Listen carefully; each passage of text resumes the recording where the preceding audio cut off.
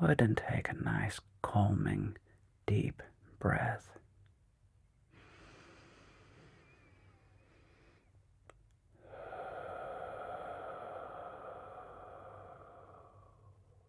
Allowing yourself to get very present to the room you're in and to being here with me right now.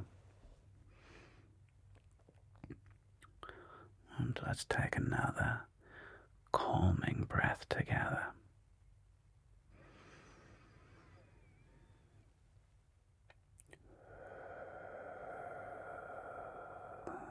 Going deeper into relaxation.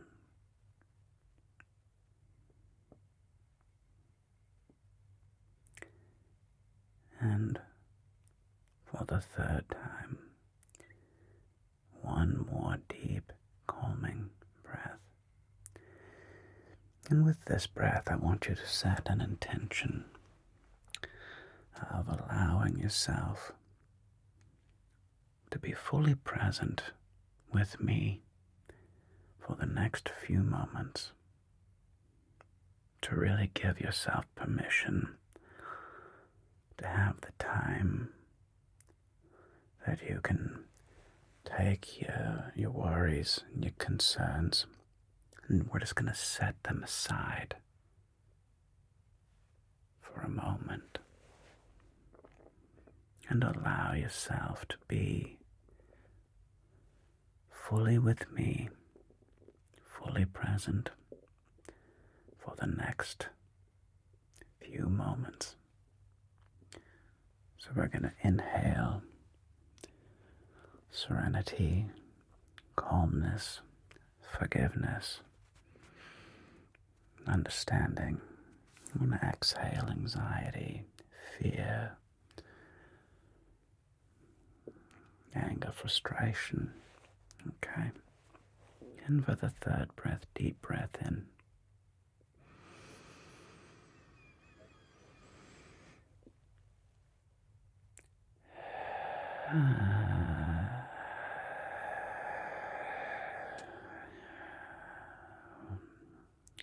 Very good. Very good.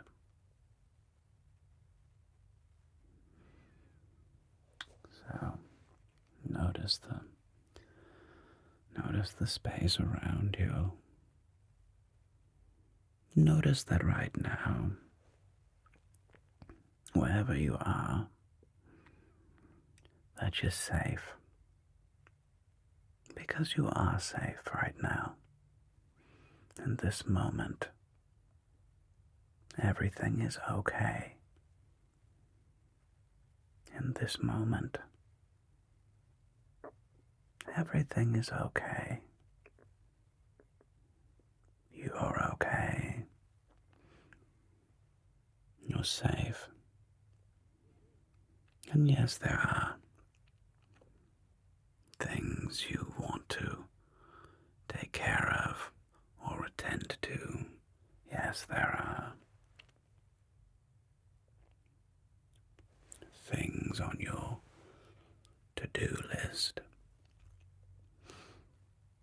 But you don't need to worry about those right now, do you? No. Bringing yourself here and now.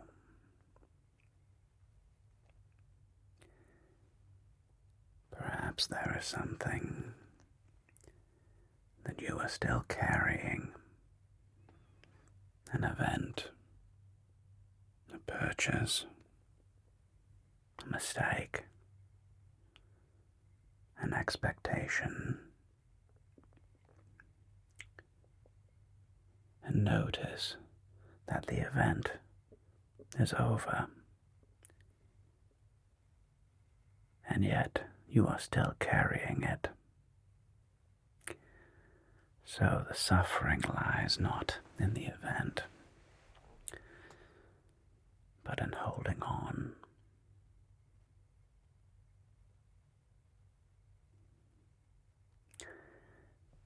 Now in a moment I'm going to tell you a bit of a story about what's going on in my own life, which I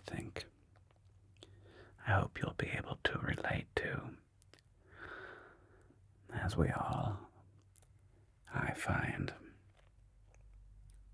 we are all much more connected to one another than we often admit.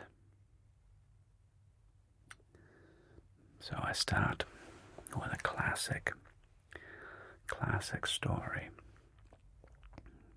about letting go. Do you know how you catch a monkey in a trap with a banana? It's strangely simple and strangely sad. What you do is you get a small box, like a small cage. It's not for the monkey. In this small box, this small cage, you place a beautiful yellow, ripe banana. And you make it so that the bars of this little box are big enough that the monkey can slide its hand in and grab the banana. But when it tries to take the banana out, it's too small, so it can't bring its fist back out through the same way that it got in.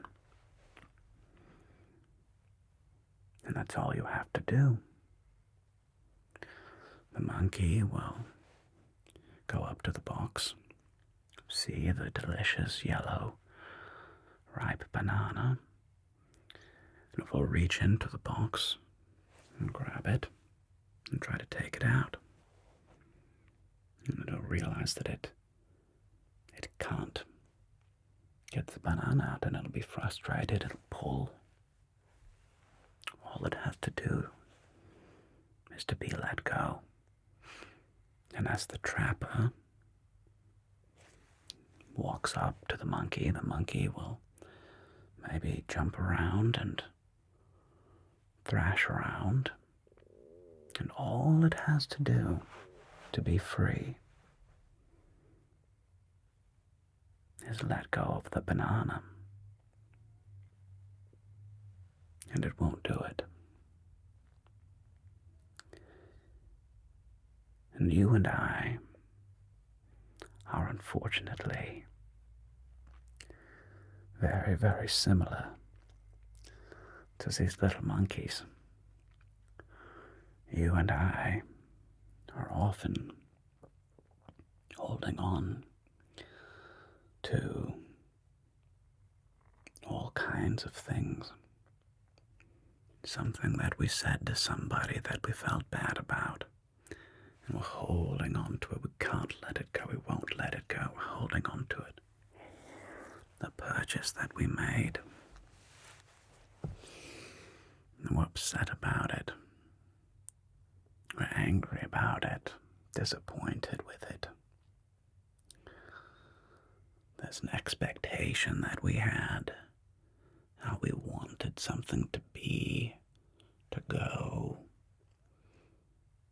And it didn't go the way that we wanted it to. And as a result, we're sad, we're disappointed, we're frustrated.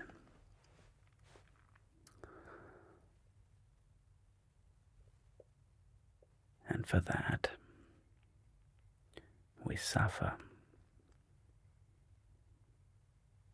We'll be very upset by it for days, minimum hours, probably days, likely weeks, possibly months, and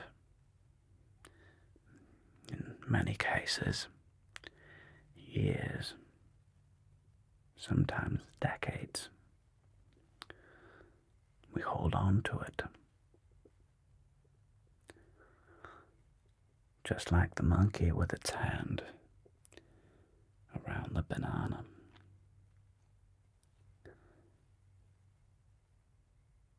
it's strange that we do this, and everybody does this. You are not alone, I am not alone. It is such a human experience. We've all done it. And even when we notice it, and we let go of one banana, don't worry, later on, we will absolutely grab onto another one at some point. And eventually, we have to realize we have to let go of that one. And don't you worry, there will be another banana in the future that we absolutely grab onto. And eventually, we have to learn to let go of that one again as well. And the cycle will continue. Hopefully, we get faster at letting go of these little bananas. It's not that you don't grab them. We'll always grab them. They're very satisfying. We want them. We love grabbing onto things and holding on to them. It's the devil you know.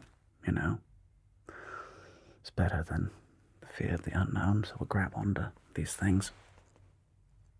And,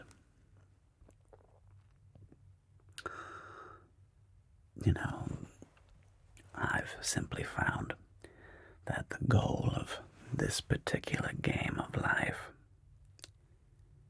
is only to get better and faster at letting go of these bananas. So,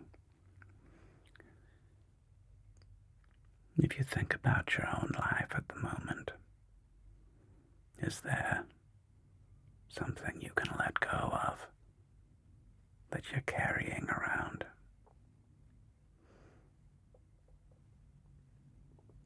Think for a moment. Now, not every time, but often we're holding on to things because of our ego. I like the phrase, your ego is not your amigo. It's a cute phrase. It's true. So the ego is very important, It's necessary. You can't really live without it. And it will often betray you. And what does the ego want to do the most? Well, first and foremost, the ego wants to look good. It really is afraid of looking bad. It's terrified of looking bad. Everybody's ego is desperately terrified of looking bad. So the ego wants to look good, avoid looking bad. And oftentimes it enjoys making others wrong in a weird attempt at making it feel better or look good. It will make others wrong. The weird irony being that in doing so, it doesn't actually make itself feel good. It just makes other people feel worse. And then everybody's sad together, so everybody's in a sad, bad-looking puddle of ew.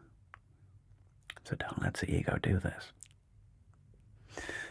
So notice something you're holding on to, and to see if you can find something that you don't want to forgive, something that you felt you looked bad, or maybe you made somebody else feel bad. And just take a moment to notice this thing. And I'll tell you a very recent personal story. Because for me, I find when I tell on myself, very freeing. Because like you, I'm afraid of looking bad, being silly. People thinking, oh, you're silly, silly man, you know. So, me sharing with you is every bit as much when you share with somebody else. It's a catharsis. So in the recent past, as some of you may know, my wife and I are expecting our first child. This is very exciting and nerve-wracking. It's been a very strange journey, and preparing and getting ready for this new human, this new daughter to come into our lives. You know, I wanted to, finish up any projects on our home that we had been waiting on, and I wanted to just get them done now or forever hold our peace. Just get it done out of the way, because I'm sure once the baby arrives, it's going to be quite a lot of chaos, and all my energy will be focused on that. So I better do this now. And so we did this renovation project in the primary bedroom and the bathroom, and my wife and I really talked about what kind of a bathtub would we like to get. And I really love taking a good bath at the end of the day. It's very relaxing, and I just find it's a delightful, calming experience. So we talked about this, and we came up with I don't know whose idea it was. I think it was my wife's, and she said, "What about a copper bathtub?" I was like, "Ooh, this is a very exciting idea, a copper bathtub." And we look into it, and there's all kinds of neat things about copper. It's kind of naturally like bacteriostatic, so it's like it's supposed to be good for you. Now, is it any better than a regular bathtub? Probably not, but woo aside, it's exciting. So I kind of based this whole remodel around this idea of a copper tub. And my wife had loved the idea, and I loved the idea of a clawfoot tub. I like these old clawfoot designs, So I'm looking at a clawfoot copper tub, and it's very expensive. And I was like, oof, this is a lot. Maybe this is not maybe this is not a good idea. But I thought, wait a minute. What if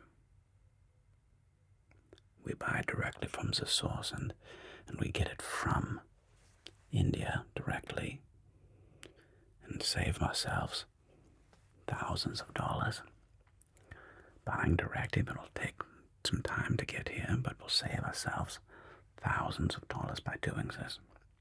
Wonderful idea. Okay. So I ordered this copper clawfoot tub, and the remodel's happening. Everything's going fine, I suppose. And months later, like all remodels, over budget and over schedule, the tub finally arrives. The problem is,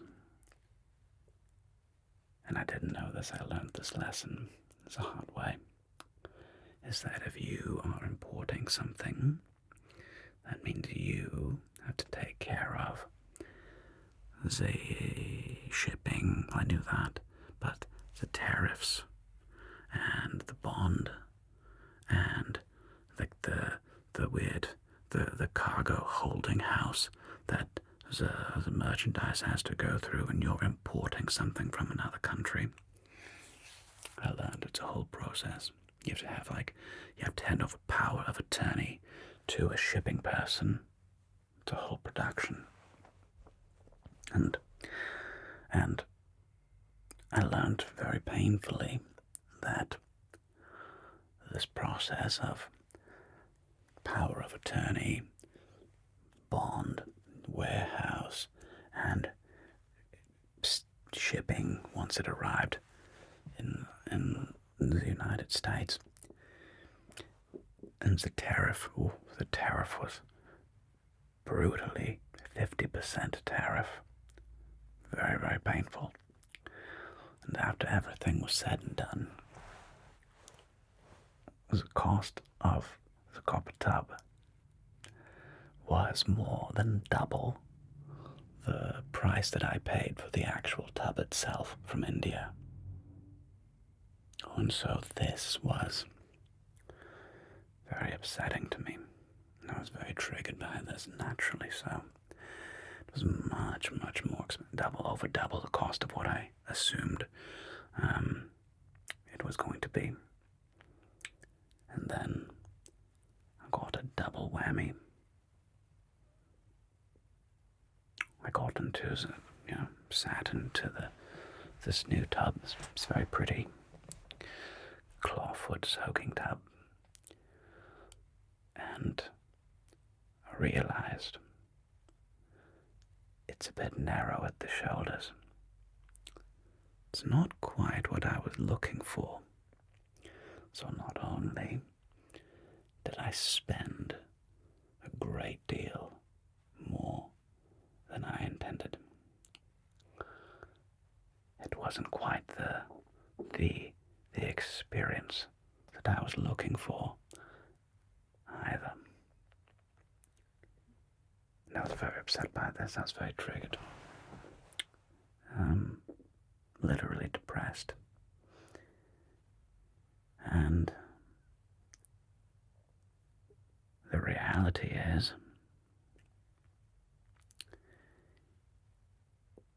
my upset is only because I'm carrying an expectation. I'm carrying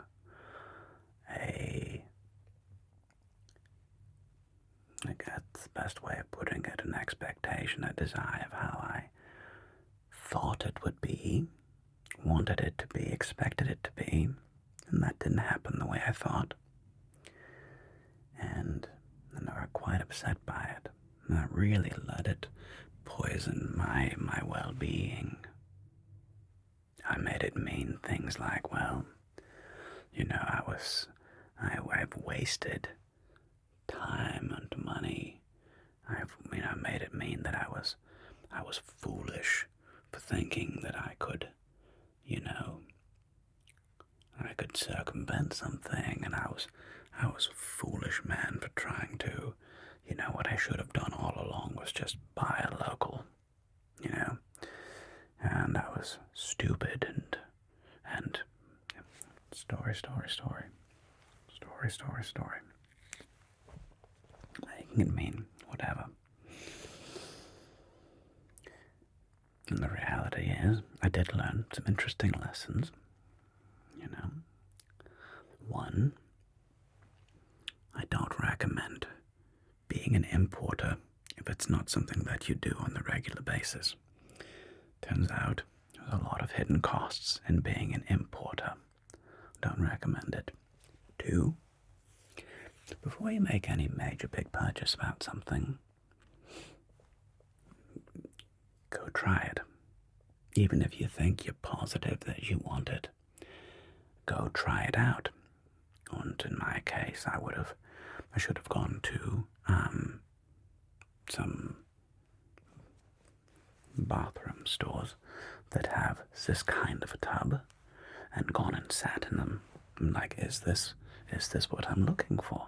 Is this the experience that I want? And had I done that, honestly, I probably would not have chosen that same tub. And so the reality is, was there disappointment? Yes, there was. I didn't like the extra money that I spent. And I didn't like that the actual feel was not what I was expecting.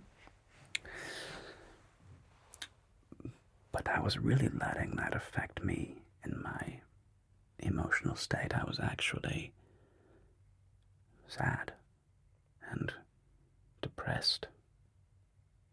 I felt very bad. I felt very foolish. And so for me, it's just letting that go. Looking on the bright side, I learned a great deal about importing something, so if I ever want to do that again, I'll be much more prepared. I learned a valuable lesson about before making these kinds of decisions. Always go and physically test something, because you just don't know what you're gonna like. You might be surprised that the thing you like could be shocking and nothing at all like what you expected. So I actually learned some valuable lessons. And don't get me wrong, it's a beautiful copper clawfoot bathtub. It's very stunningly beautiful looking. This is a bit different style. It's in like the soaker style. And I don't normally take like a deep bath, but perhaps when I do decide to take a deep bath and really fill up the tub and just kind of almost float, that I may decide that I adore this experience. And all of this is to say that the suffering has all been in me holding on to an expectation, an ideal of how I thought it should go. And the more I held on to it, the more I Googled it, the more other bathtubs that I looked at and thought I should have bought instead, the angrier I got, the more upset that I got. And by letting go, I'm able to see it in a new light. I'm able to see a lesson that I've learned and look on the brighter side, the glass is half full side rather than the glass is half empty side, because both are true. The glass is half empty. The glass is also half full. They're both true. So perhaps my story will allow you to notice something in your life that you're holding on to. And just notice what you're attached to about it. Are you attached to that, looking good, not feeling silly, feeling stupid, looking bad? What is your attachment to whatever it is you're holding on to? Perhaps you can, maybe, you do need to apologize to somebody. I don't know. Perhaps. And perhaps you're avoiding that conversation. Perhaps you're punishing yourself for doing something like I did. I don't know. But I encourage you and I invite you to notice something in your life that you're holding on to, that you're carrying.